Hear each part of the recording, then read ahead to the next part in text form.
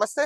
Welcome to legend TV. ప్రస్తుతం నాతో పాటు జనార్దన్ గారు ఉన్నారు. మాట్లాడే ప్రయత్నం చేద్దాం. నిరుద్యోగుల సమస్య దాదాపు జీవో నెంబర్ 29 ఇష్యూ స్టార్ట్ అయ్యి దాదాపు 5 నెలలు కావస్తా ఉంది. ఇప్పటికీ దాని గురించి కనీసం చర్చ లేదు. కనీసం ప్రభుత్వం కూడా దాని నుంచి స్పందించిన పరిస్థితి కనపడట్లేదు. ఈ రోజైతే ఇందిరాగాంధీ జయంతి అంటూ ఒక రేవంత్ రెడ్డి గారు కూడా ఒక సభ కూడా పెట్టడం జరిగింది. మాట్లాడే ప్రయత్నం చేద్దాం. నమస్తే. మొత్తానికి 1 ఇయర్ కావస్తుంది కాంగ్రెస్ ప్రభుత్వం వచ్చి.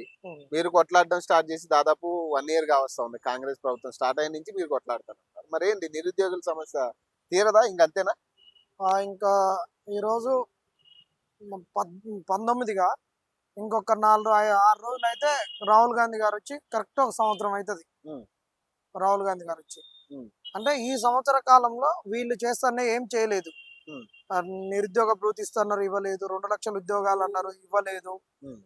ఇక 10 లక్షల వడ్డీ లేని రుణాలు అన్నారు, ఇవ్వలేదు. ఆడపిల్లలకు స్కూటీలు అన్నారు, పీజీ చేసేటటువంటి వాళ్ళకు ల్యాప్టాప్లు అన్నారు, ఏది ఇవ్వలేదు. ఇవ్వకపోగా నింపేటటువంటి రిక్రూట్మెంట్ లో గందరగోళం. ఆ గందరగోళం ఎంత వరకు వచ్చింది అంటే ఉద్యోగాలు ఇచ్చి డిఎస్సిలో ఎట్లా ఈ ఉద్యోగం ఇచ్చిన 25 రోజులకు 24 రోజులకు 10 మంది ఉద్యోగస్తులను సర్వీసులకు వెళ్ళి టర్మినేట్ చేసిర్రు. అంటే వీళ్ళు చేసిన తప్పిదానికి అప్లికేషన్ ఫామ్ తప్పు, వాళ్ళని ఎగ్జామ్ రాయనియొద్దు. ఎగ్జామ్ రాసినాక మళ్ళీ వాళ్ళను చూడండి అన్నారు, వెరిఫికేషన్ చేయమన్నారు, అప్పుడు చేయలే. తర్వాత ఎగ్జామ్ అయిపోయింది, వెరిఫికేషన్ అయిపోయింది, సర్టిఫికేట్ వెరిఫికేషన్ అప్పుడు కూడా పట్టుకోలేదు. ఉద్యోగంలో జాయిన్ అయినాక 25 రోజుల్లో పట్టుకున్నారు. అలాంటి తప్పిదాలు డిఎస్సిలో. దాని తర్వాత డిఎస్సిలో నల్లగొండ జిల్లాలో ఎస్సీలలో ఉన్న వాళ్ళను ఓపెన్ చేస్తే ఎస్సీలలో రావాల్సినటువంటి రాలే. మహబూబాద్ లో కూడా అట్లనే ఒక అతనికి ఉద్యోగం వచ్చిందని చెప్పి సాక్షాత్ ముఖ్యమంత్రి అపాయింట్మెంట్ ఆర్డర్ ఇచ్చి దాని తర్వాత నీకు ఉద్యోగం రాలేదు, మా పొరపాటు అని చెప్పారు. ఇలాంటి తప్పిదాలు అన్ని జరుగుతున్నాయి. ఈ తప్పిదాలు లేకుండా చేయమని అడుగుతున్నాం. ఈ తప్పిదాలతో పాటు ఇంకా అత్యంత ముఖ్యమైన తప్పిదం ఏంటంటే ముఖ్యమంత్రి గారు ఎక్కడ పోయినా గ్రూప్ 1 పరీక్షలకే ఈయన ముఖ్యమంత్రి అయినట్టు ఏడపైన నేను గ్రూప్ 1 పరీక్షలు పెట్టినా, ప్రిలిమ్స్ పెట్టినా, మెయిన్స్ పెట్టినా, ఇక ఉద్యోగాలు ఇస్తా ప్రిలిమ్స్ అని మాట్లాడుతున్నాడు. ప్రిలిమ్స్ పెట్టినా ఇంకా మెయిన్స్ పెట్టక ముందే గ్రూప్ 1 ఉద్యోగాలు అతి త్వరలో అని ప్రకటించినటువంటి గొప్ప ముఖ్యమంత్రి. మరి ఈయన గ్రూప్ 1 నింపడానికే వచ్చిండు అన్నట్లు మాట్లాడుతున్నాడు. నిజం కూడా అది వాస్తవేనేమో. ఎందుకంటే ఇక మేము వ్యక్తిగతాల జోలి పోదలుచుకోలేదు. అంటే గతంలో ఉన్నటువంటిది ఈ వర్తమానంలో జరుగుతున్నటువంటి దాన్ని బట్టి ఎవరైనా భవిష్యత్ కాలాన్ని నిర్ణయించుకుంటారు.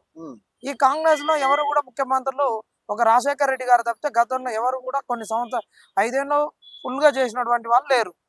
మరి అదే మరి ఈయనకు తెలిసి ఇప్పుడు ఎవరైనా గతంలో కూడా వీళ్ళకు ప్రభుత్వం కూడా రిక్రూట్మెంట్ చేసినప్పుడు పేపర్ లీక్ చేసింది.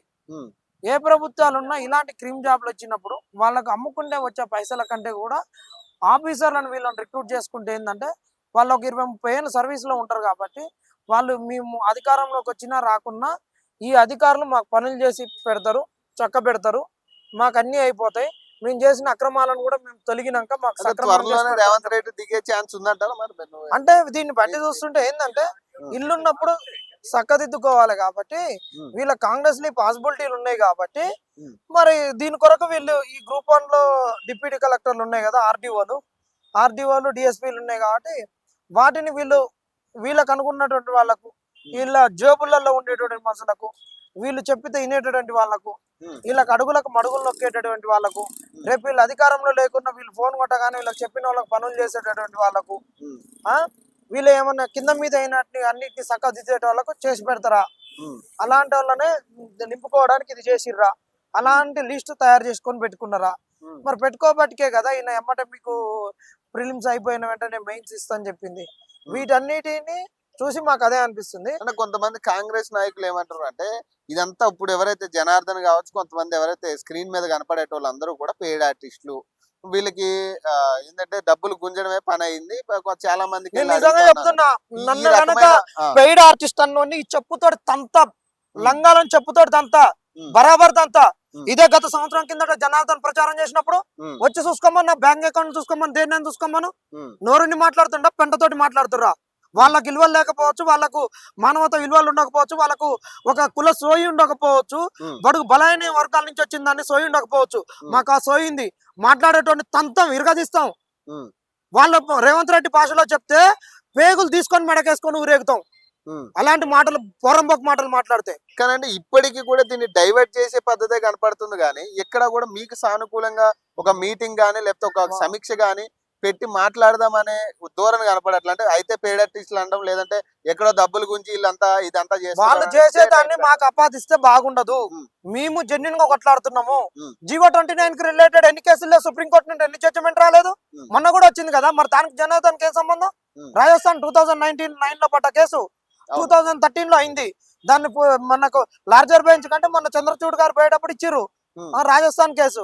మధ్యలో రూల్స్ మార్చొద్దన్నారు.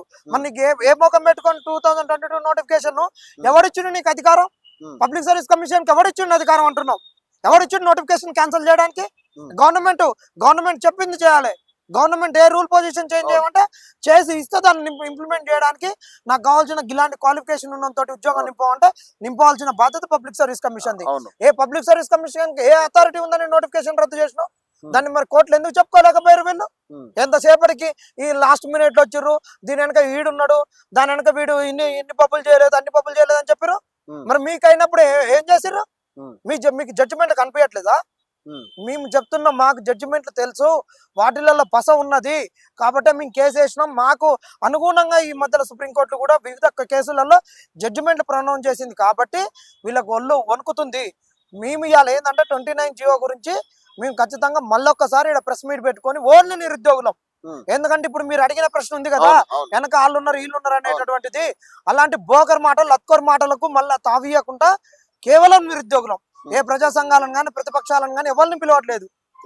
ఒకవైపు ఈడ ఎస్సీ ఎస్టీ బీసీల గొంతు నొక్కుతూ, ఒకవైపు ఆడ రాజ్యాంగాన్ని కాపాడుతున్నాం అని చెప్తూ, ఒకవైపు మా గిరిజన బిడ్డలు తలరాతలు మారుస్తూ భూములు గుంజుకుంటూ ఎకరం 2 ఎకరాలు ఉండి చేస్తూ ఎంతసేపటికి ఎస్సీ ఎస్టీ బీసీల కడుపు కొట్టేదేనా ఈ ప్రభుత్వం? ఇంకోసారి మేము చెప్తున్నాం మీడియా ముఖంగా, దీని వెనక ఆడున్నాడు ఈడున్నాడు పెయిడ్ ఆర్టిస్టులు అంటే మాత్రం మేము దేనికైనా రెడీనే.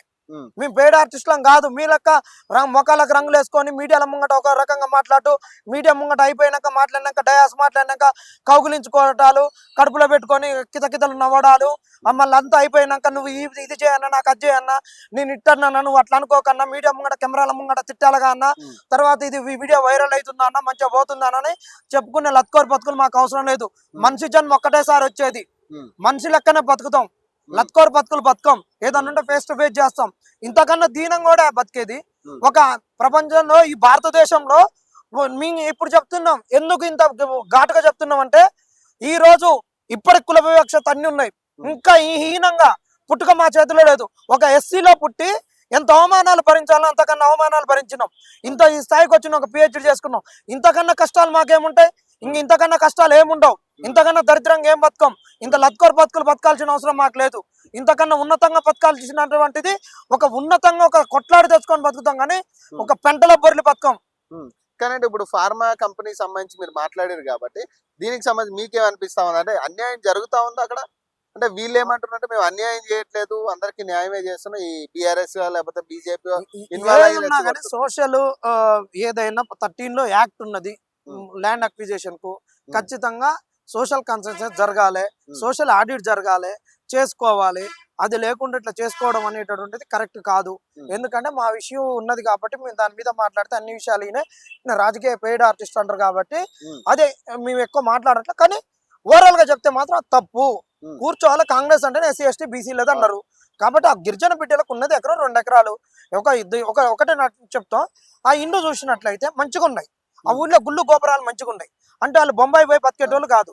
కొంత ఆర్థికంగా పరిపుష్టిగా ఉన్నటువంటి గ్రామం. ఆ గ్రామానికి అవసరం లేని కంపెనీని తీసుకొచ్చి ఆ గ్రామాన్ని కొల్లగొట్టాల్సిన అవసరం ఏంది? మహబూబ్ నగర్ కి నీళ్లు లేనటువంటిది వలస బొంబాయి పోయి బతికిన వాళ్ళను. అక్కడ చాలా ఖాళీ స్థలాలు ఉంటాయి కదా, అక్కడ ఖాళీ స్థలాల్లో తీసుకొని పెట్టుకో. జిజ్జుకు ఎందుకు పోతున్నారు? ఇప్పుడు కంపెనీ వచ్చి నీ జిల్లాకు నువ్వు అది అభివృద్ధి చేయాలనుకున్న మంచిదే, కానీ ఆడ మంచిగా ఉన్న భూములను గుంజుకొని అభివృద్ధి చేయాలనుకోవడం ఏంది? పొరంబోకు భూములు, పోడు భూములు చాలా ఉన్నాయి. నేను కొడంగల్లో తిరిగిన, కొడంగల్లో నేను బస్సు యాత్ర చేసిన. కొడంగల్లో అప్పుడున్న ఎస్ఐ భరత్ నా మీద అటాక్ చేసిర్రు, బస్సు యాత్ర చేయనీయలేదు. ఆ రోజు నీ గురించి తిరిగినోడిని, నీ కొడంగల్లో ఎక్కడెక్కడ ఉన్నదో నేను చెప్తా. బొమ్మరాజుపేటలో ఆ రోజు కేటీఆర్ దత్తత తీసుకున్నాడు, స్కూల్ బాగాలేదు, పందులు పొర్రుతున్నాయి అంటే ఆ స్కూల్లో స్నానం చేసి వచ్చినోడిని, అక్కడ సత్రంలో పడినోడిని, చెరువులో స్నానం చేసినోడిని, అంత తిరిగినోడిని. నీ కొడంగల్లో నిన్ను గెలుపు కొరకు తిరిగినోడిని, నీ గెలుపు కొరకు సత్రంలో పడుకున్నోడిని. ఇప్పుడు నిన్నే పేడ్ ఆర్టిస్ట్ అనే స్థాయికి ఉన్నాం కాబట్టి మేము ఇంత బలంగా ఉన్నాం, ఇంత వాయిస్ ఉంది. ఉమ్. పేడ్ ఆర్టిస్ట్ లెక్కనో మేము ఖచ్చితంగా కాంగ్రెస్ ఓటేసిన వాళ్ళం అండి.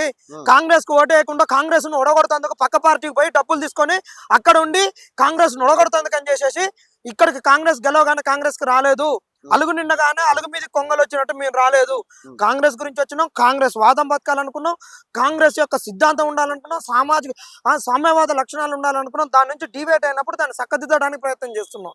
ఈ ప్రయత్నంలో మమ్మల్ని పేడ్ ఆర్టిస్ట్ అనే మాత్రం చంపలు నెక్స్ట్ బలకొడతాం. ఏంటి కార్యాచరణ ఎలా ఉండబోతుంది? కార్యాచరణ ఏం లేదు, మాకు ఖచ్చితంగా సంపూర్ణటువంటి నమ్మకం ఉంది కోర్టుల పైన. ఇకనైనా ఏదైనా మేము ఖచ్చితంగా మేము అంతిమంగా 29 జీవో అనేటువంటి రద్దు అవుతుంది, గ్రూప్ 1 అభ్యర్థులకు న్యాయం జరుగుద్ది.